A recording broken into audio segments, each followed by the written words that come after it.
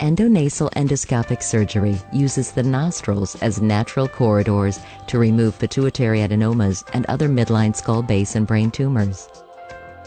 This minimally invasive approach involves two surgeons working together using a high-definition endoscope and refined low-profile instrumentation.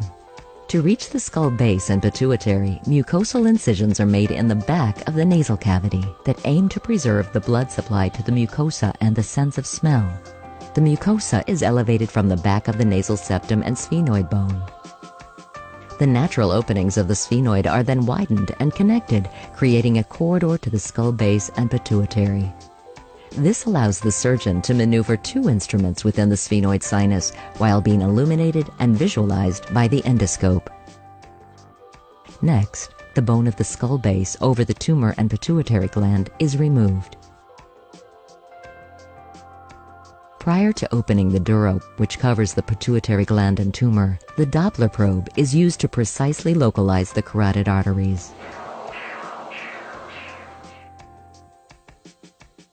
The dura is then opened and lifted upward, revealing the pituitary tumor and compressed gland.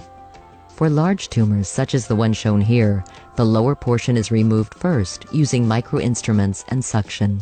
The remaining tumor is separated from the surrounding normal structures, most importantly, the compressed pituitary gland, to help preserve or restore its function. The entire cavity, including the walls of the cavernous sinus, is then carefully explored with angled endoscopes to make certain that all safely accessible tumor has been removed. Following removal, the tumor cavity and bony opening are typically covered with a small piece of harvested fat and bone, which are held in position with collagen matrix and tissue glue.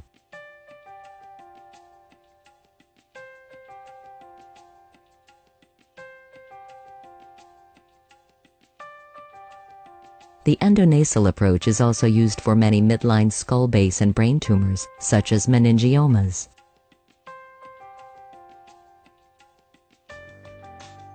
Craniopharyngiomas, and clival chordomas. In such cases, more extensive skull base exposure and closure is usually required, including use of specialized vascular flaps to help prevent postoperative spinal fluid leaks. After endonasal endoscopic pituitary surgery, on average, most patients are out of the hospital within 48 hours and back to full activity within 2 to 3 weeks.